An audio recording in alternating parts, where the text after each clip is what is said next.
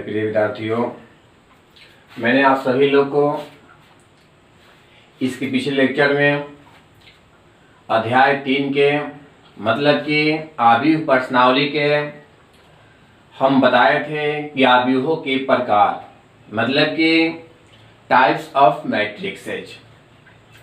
आव्यूहों के प्रकार में आप सबको बताए थे कि आव्यूह जो है निम्नलिखित प्रकार के होते हैं। पहला प्रकार बताए थे वर्ग आव्यूह, दूसरा प्रकार बताए थे क्षैतिज आव्यूह, तीसरा बताए थे उदग्र आव्यूह, चौथा बताए थे पंक्ति आव्यूह, पांचवा बताए थे स्तंभ आव्यूह, इसके अगला बताए थे शून्य आव्यूह। तो जी आज इसके अगले पॉइंट पर हम बात करते हैं। तो चलिए वही अध्याय 3 पर आज बात करते हैं। अध्याय 3 के अगला पॉइंट नंबर 7, क्योंकि इसके पिछले लेक्चर में 6 तक पॉइंट बताए थे। आज हम लोग देखने जा रहे हैं पॉइंट नंबर 7। देखिए 7 नंबर में बात करते हैं।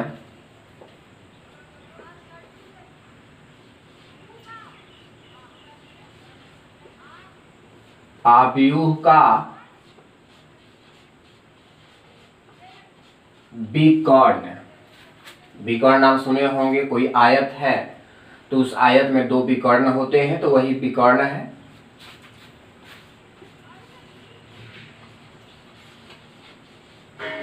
Diagonal of A matrix. तो चलिए इसके बारे में थोड़ा हम समझ लेते हैं कि किसको हम विकर्ण बोलेंगे।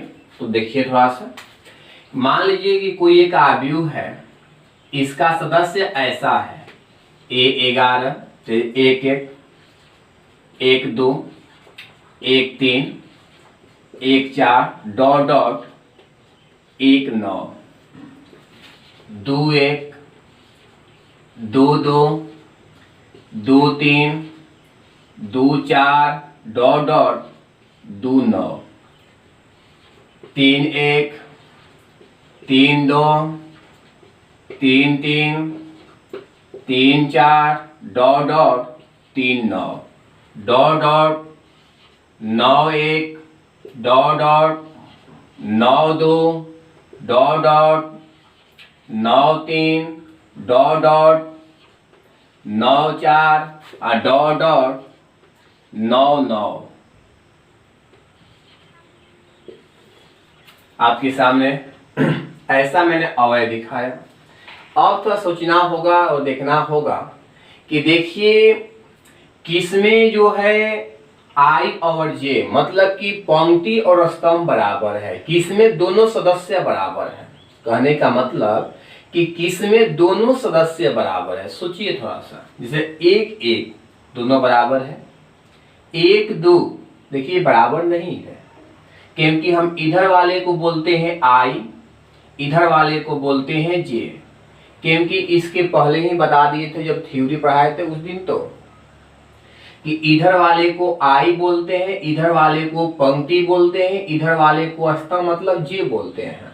तो J, तो इसमें क्या है कि दोनों बराबर है, इसमें दोनों बराबर नहीं है, इसमें दोनों बराबर नहीं है, क्योंकि यह 1 है तो यह 3 है।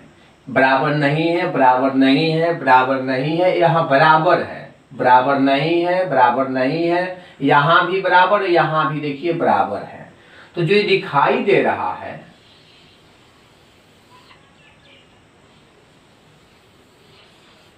मतलब कि A11 A12 A11 A22 A33 और A99 बीच में ध्यान दीजिएगा A44 भी आएगा, A55 भी आएगा, A66 भी आएगा, A77 भी आएगा, इसी प्रकार से A99 तक। तो इसी को हम लोग क्या बोलते हैं, तो देखिए इसी को हम लोग बोलते हैं विकर्ण। विकर्ण बोलते हैं, इसी को मुख्य विकर्ण भी कहा जाता है। क्या कहते हैं इसको, इसको मुख्य विकर्ण भी कहते हैं। तो ध्यान दीजिएगा इसी को विकर्ण कहा जाता है। तो क्लियर हो गया सभी लोग को। जैसे एग्जाम्पल देख लीजिए, एग्जाम्पल नंबर फर्स्ट, कोई एक समुच्चय A है, इसका वैल्यू दे दिया है, देखिए ध्यान से 3 4 5 6 7 8 0 -1 और -3। आपसे कोई पूछेगा कि इसका विकर्ण क्या हुआ, माने आव्यूह ए का विकर्ण क्या होगा, तो आप लिख सकते हैं आव्यूह ए का विकर्ण। तो बता दीजिए विकर्ण क्या हुआ, तो 3 7 -3, तो इसका विकर्ण हो गया 3 7 -3, तो इसका विकर्ण हो गया 3 7 और क्या हो गया -3। क्लियर हो गया सब लोग को, तो ध्यान दीजिए। अब हम लोग बात करते हैं इसके अगले थ्योरी न, तो चलिए मैं अब आपको लेकर चलता हूं इसके विकर्ण आव्यूह, जिसको हम लोग क्या बोलते हैं, डायगोनल मैट्रिक्स बोलते हैं। तो ध्यान दीजिएगा, पिछला जो थ्योरी दिए थे उस थ्योरी में कुछ कमेंट आया था, लोग बोले थे कि सर इसको थ्योरी को लिखते चलिए, तो ठीक है मैंने थ्योरी को देखिए लिख दिया है बोर्ड पर, आप लोग भी आराम से लिख लीजिएगा इसको। देखिए विद्यार्थी, इसके बारे में क्या लिखा गया है, एक वर्ग आव्यूह माने होना चाहिए वर्ग आव्यूह। क्लियर है, वर्ग आव्यूह किसको बोलते हैं, जिसमें पंक्ति और स्तंभ दोनों क्या हो, बराबर हो, मतलब कि बेड़िया और खड़िया क्या हो, बराबर हो। समझ में आ गया बात को। तो एक वर्ग आव्यूह विकर्ण आव्यूह कहलाता है, बात समझ गए। एक वर्ग आव्यूह विकर्ण आव्यूह कहलाता है। कब कहलाता है, ध्यान दीजिएगा, यदि इसके विकर्ण के अलावा, माने विकर्ण को छोड़ के, अलावा माने उसको छोड़ के, विकर्ण के अलावा अन्य सभी जो सदस्य होंगे, जो अवयव होंगे, वो क्या होना चाहिए, शून्य होते हैं। इसका मतलब ये हुआ कि देखिए एक वैसा वर्ग आव्यूह जिसमें विकर्ण के अलावा, माने विकर्ण को छोड़कर जितना भी सदस्य होगा सब के सब क्या होगा, शून्य होगा। समझ में आ गया, क्लियर। वही लिखे हैं कि एक वर्ग आव्यूह विकर्ण आव्यूह कहलाता है यदि इसके विकर्ण के अलावा, माने विकर्ण को छोड़कर अन्य सभी अवयव, जितना भी अवयव होगा सभी क्या होते हैं, शून्य होते हैं। समझ में आ गया, क्लियर। जैसे एग्जाम्पल देख लीजिए कि कोई आव्यूह ए है 5 0 0 6, देखिए इसको बोलते हैं विकर्ण। इसके अलावा देखिए यह हो गया और यह हो गया, तो इसको देखिए क्या शून्य है कि नहीं, शून्य है, तो इसको हम लोग क्या बोलेंगे, विकर्ण आव्यूह कहेंगे। समझ में आ गया। और एग्जाम्पल देख लीजिए, एग्जाम्पल नंबर 2, कोई समुच्चय बी हो गया 1 0 0 0 2 0 0 0 3, यह एक विकर्ण हो गया। इसके अलावा जितना भी है सबके सब क्या है कि शून्य है, तो इसको हम लोग क्या कहेंगे, तो इसी को हम लोग कहेंगे विकर्ण आव्यूह। क्लियर हो गया। अब देखिए हम बात करते हैं पॉइंट नंबर 8 के बाद पॉइंट नंबर 9 पर। इस 9 का देखिए नाम है अदिश आव्यूह। क्या नाम है, अदिश आव्यूह। इसको हम अंग्रेजी में बोलते हैं स्केलर मैट्रिक्स। क्या बोलते हैं, स्केलर मैट्रिक्स। क्लियर हो गया। अब चलिए, एक विकर्ण आव्यूह जी, इसमें विकर्ण आव्यूह होना चाहिए। क्या होना चाहिए, इसमें विकर्ण आव्यूह होना चाहिए। एक विकर्ण आव्यूह क्या है कि एक विकर्ण आव्यूह अदिश आव्यूह कहलाता है यदि इसके विकर्ण के जो अवयव होंगे, इसके विकर्ण के जो अवयव होंगे वो अवयव क्या होंगे, समान होते हैं। समान मतलब बराबर होते हैं।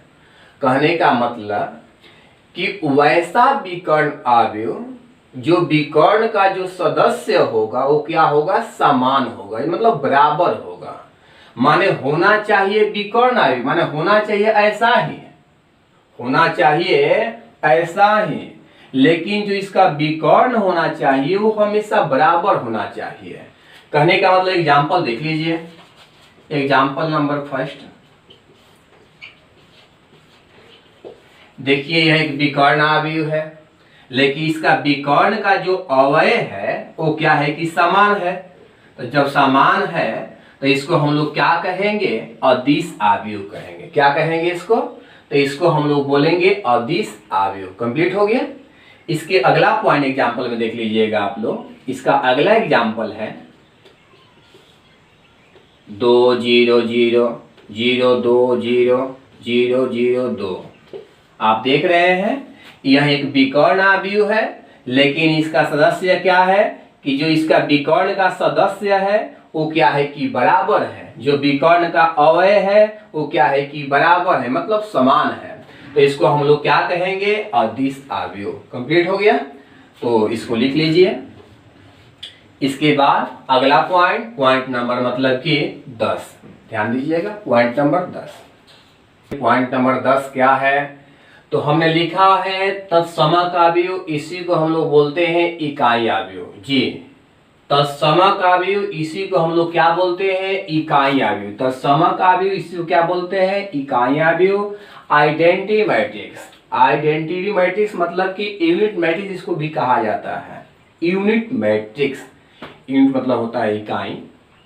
तो चलिए आपके सामने इसका इंग्लिश भी लिखा हुआ है, आप लोग ध्यान दीजिएगा। देखिए क्या है इसका परिभाषा, ध्यान दो कि एक वर्ग अवयव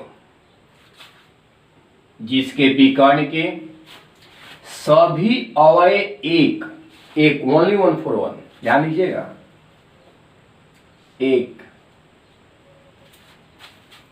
होते हैं। ध्यान रहे आप लोग कि एक वर्ग अवयव जिसके विकर्ण के सभी अवयव क्या होते हैं, एक होते हैं, तथा शेष अन्य सभी अवयव शून्य होते हैं। जो शेष अवयव होगा वो सब क्या होगा, शून्य होगा। तो इससे हम लोग क्या कहते हैं, तत्समक अवयव या इकाई अवयव कहते हैं। समझ में आ गया कि जो उसका अवयव होगा वो अवयव देखिए एक होगा, लेकिन ध्यान दीजिएगा कि जो उसके शेष अवयव होगा, विकर्ण के बाद जो भी शेष अवयव होंगे वो सब शून्य होंगे।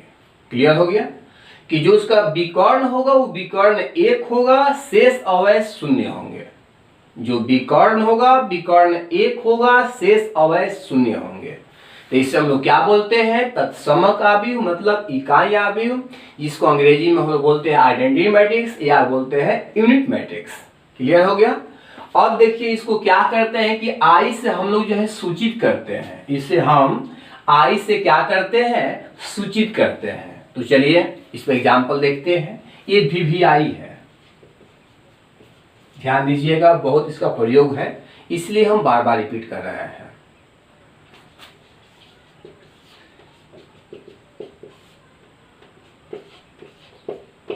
जी, यह एक अवयव है, वो भी वर्ग अवयव है।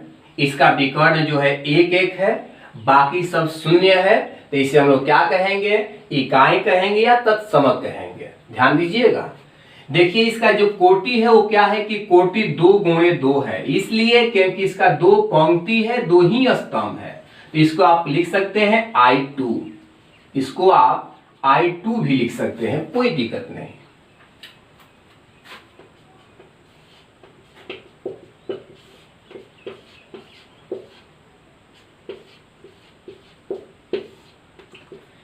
क्या है कि यह एक वर्ग अवयव है, इसका विकर्ण जो है क्या है कि एक है, इसके अन्य जो सदस्य वो शून्य है।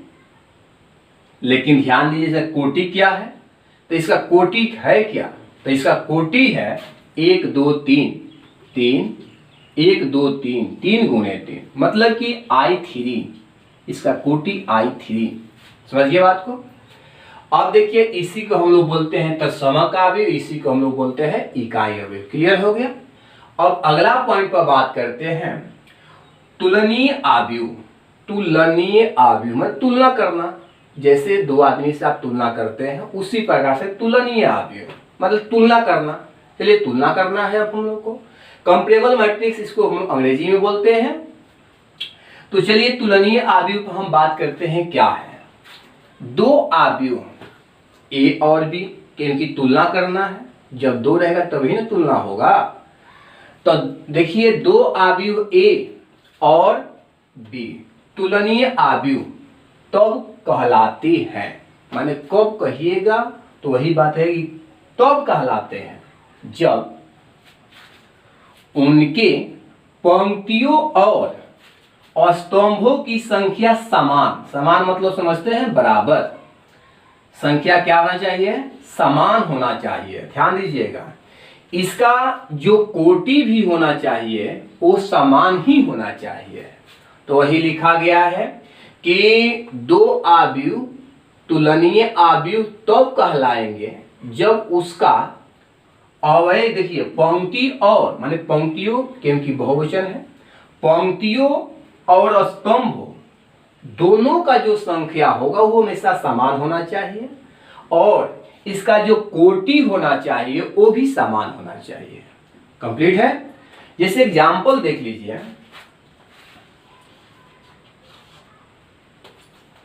ध्यान दीजिएगा, कोई आव्यूह ए है,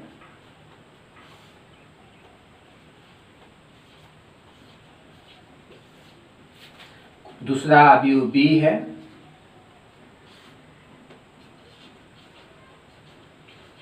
बी है। इसमें क्या है कि देखिए इसमें पंक्ति, तो इसमें पंक्ति जो है दो है, एक दो, इसमें भी पंक्ति, तो इसमें भी पंक्ति जो है दो ही है। इसमें देखिए स्तंभ एक दो, तो स्तंभ भी दो है। इसमें देखिए स्तंभ एक दो, तो स्तंभ भी दो है। तो क्या पंक्ति बराबर है और स्तंभ भी बराबर है, इसको हम लोग क्या कहेंगे, तुलनीय आव्यूह कहेंगे। तो आप इसको लिख सकते हैं ए बी का तुलनीय आव्यूह है। क्या लिख सकते हैं, ए बी का तुलनीय आव्यूह है। कंप्लीट हो गया। तो इसमें बहुत सारा पॉइंट अभी है कि निम्न त्रिभुजाकार आव्यूह, उच्च मतलब बहुत सारा पॉइंट है जो कि मतलब कि बिना काम धाम का है। बात समझ रहे हैं आप लोग। तो इतना का प्रयोग होता है तो इसलिए हम इतना ही रखते हैं छोटो। तो चलिए 11 पॉइंट तक आपका कंप्लीट हुआ। तो यही जो है आव्यूह का प्रकार है। इसका अगला जो थ्योरी है अब अगले पॉइंट पर मतलब अगले लेक्चर में हम बात करेंगे। आज के लिए इतना ही। थैंक्स। जो विद्यार्थी लोग मेरे चैनल को सब्सक्राइब नहीं किए हैं तो मेरे चैनल को सब्सक्राइब जरूर कीजिए, जरूर से जरूर कीजिए। बात समझ गए। क्योंकि जो भी मतलब कि मेरा वीडियो जाएगा तो आपके पास पहुंच जाएगा अपने आप। क्योंकि कितने बच्चे लोग फ़ोन करते हैं मेरे पास कि सर जी वीडियो डाल रहे हैं कि नहीं डाल रहे हैं, इसका मतलब सब्सक्राइब नहीं किए हैं। अगर सब्सक्राइब करते हैं और घंटी को जब बजा देते हैं तो बिना कहे हुए पहुंच जाएगा। ठीक है। आज की सुबह इतना ही तक। अगला लेक्चर कल मिलता है।